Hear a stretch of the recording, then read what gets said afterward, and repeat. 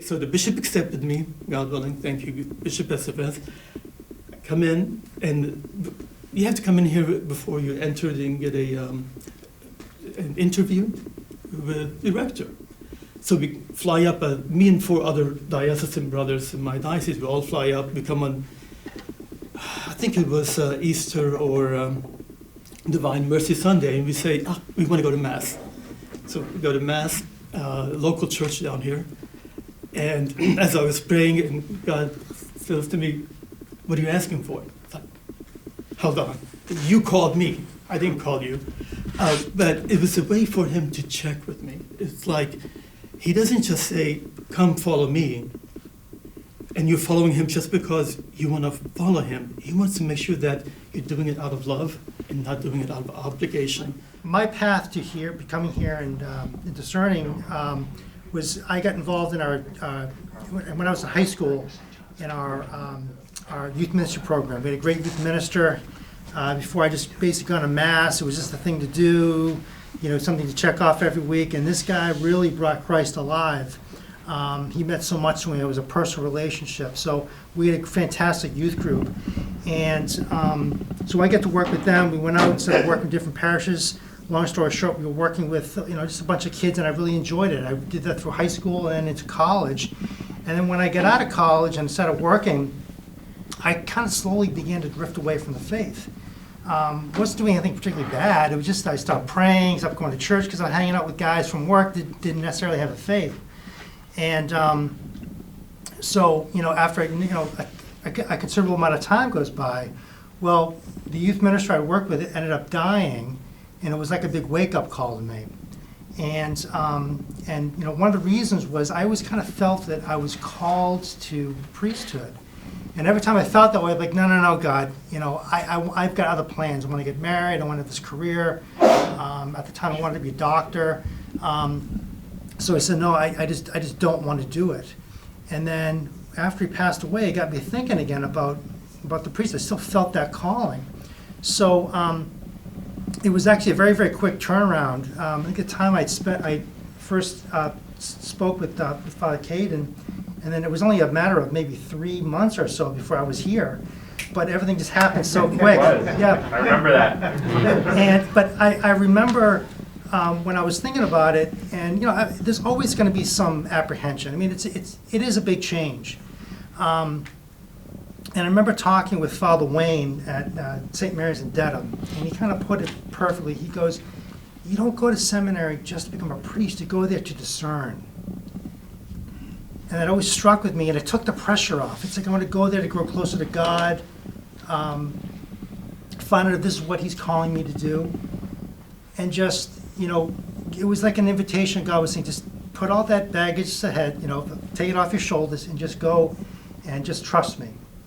And that's why I'm here, and that's what I love about being here, is that it's the most supportive environment that I've ever been in. When you're in the workforce, it always seems like someone's trying to take your job, or you're trying to move up the ladder, and someone's going to make a move. And but here, everyone's looking out for each other. Everyone wants you to succeed. You're not here just they're not trying to weed you out. They want you to become a priest. They want you to be successful. And from the staff, from Father Kylie all the way down to our fellow brother seminarians, like I was talking about, guys helping out with papers and doing the extra thing. Guys in the upper class are kind of giving you pointers as to what teachers you're going to have, what they're going to expect. So this guy, this person, you may want to do more reading, or this person just focus on the lecture. So they really try to help you out. I still remember the day when I being in my parish, when I felt God, when I talking to God, I told him that I really want to be a priest. So I kind of push my arrogance and aside, and I say, okay, God, if you want it, you lead me, because I don't know how I can do this. So I say yes to the Lord. I submit my application. When they saw my papers and all this stuff, they say, I don't know, you have many possibilities to enter to the seminary, because you don't have totally college, and just you have your education with a lot of stuff. So my priest say, okay, I don't see that you have many chances, but God is in control.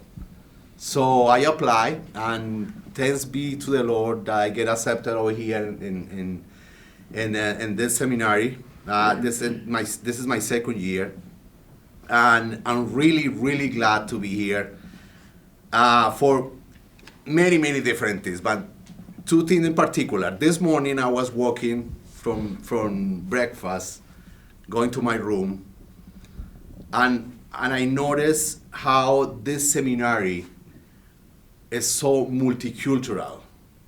I walk and was one of my good Africans friends right there talking, and I walk a little bit more, was one of my two Vietnamese friends right there, and my Cuban friend, two more Colombians, and we have people from different, from Australia. So after I walk all the way to my room, I noticed that in this seminary, you found what we call universal church.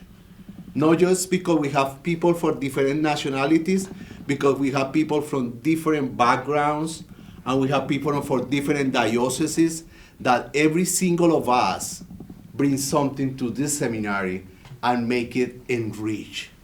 So this seminary is really rich of culture, rich of friendship.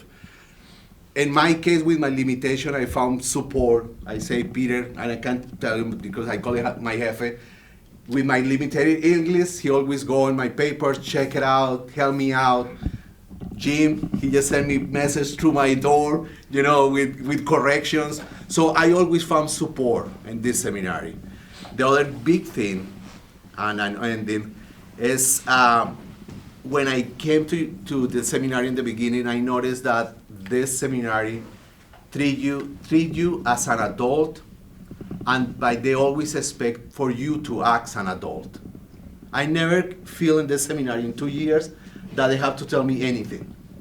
They expecting from you to do what you have to do in your age.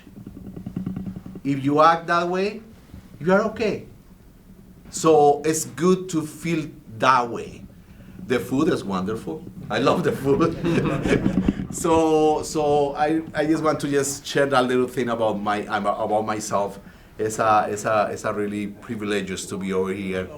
My life is 5 chapters so far. You can see I've got some age on me. The first chapter was college, school and college. So I went to college and then didn't exactly know what I wanted to do, but our family dentist loved being a dentist, and you could feel that. And I was attracted to it. And most of my family are attorneys, and they're like, I want to do something different. And my physicians in the family they never had a life. And Dr. Hunt did have a life, and he was happy. I thought, that's interesting. So I went to dental school, and I loved it. So that was chapter 2, dentistry 1. So I graduated from dental school, and I was all dressed up and no place to go, meaning that I was waiting for my license to take effect, and I couldn't practice, or I also couldn't teach at Georgetown because classes hadn't started yet, and my license hadn't. So I was in Mass, and I had this sense that I felt a call to religious life. But unlike today's gospel, I just didn't drop my nets and follow me. It's like, I've invested too much in this, and I was sort of like timid. So I practiced dentistry for 6 years and taught at Georgetown University. Who knows what who runs Georgetown University? The Society of Jesus. So I entered the Society of Jesus and was a Jesuit for 8 wonderful years. So that was chapter 3. Being in the Jesuits was phenomenal. I thought I was going to be embarking on a world-class organization, and I was wrong. I was embarking upon a universe-class organization. Everybody thinks the Jesuits are smart. Well, they are. But it's the undergirding depth of spirituality and depth of love of the Lord that lifts the society up and makes it appear smart, but it's really very, very, very spiritual. So I was not ordained in the Jesuits in the 8 years that I was there, but I got to do some really cool things. I got to work in prisons, I got to work in social service agencies, I got to help found the original Cristo Rey School, which now there are 38 of those around the country. And then for my teaching thing, I was really lucky that I got to teach dentistry again, but this was at the Jesuit School, University of Detroit, Mercy, and I was an academic administrator, and I also taught philosophy, so it was great. But I had this sense that I loved that, but I sensed that I needed to fall in love to be truly authentic. So I left the society and went back to Washington, D.C., where I had been for most of my adult life, and fell in love, got dumped, survived, went on and practiced dentistry in private practice for 17 years, and retired, and I thought that's nice. And it was a great life, and I then said, well, on my 8-day retreat, which I pretty much did a lot of, I had this sense to go back in religious life. It's like, oh, well, that actually makes sense. So I did, after a long thing, and I'm really excited to be back in, so this last chapter I call in Youngstown, which is working with the rural poor, which is really exciting. How many of you guys have already been in a religious setting, been in seminary or something else before? Yeah, I mean, a lot, if you look here, a lot of us have. And, it's just married, not married, with kids, it's just different. But what's really exciting about it is twofold. Number two is that this has been going on for 60 years. I mean, this place was founded in 1964, and it's producing good priests all around the world. And finally, the most important thing is, what does it do?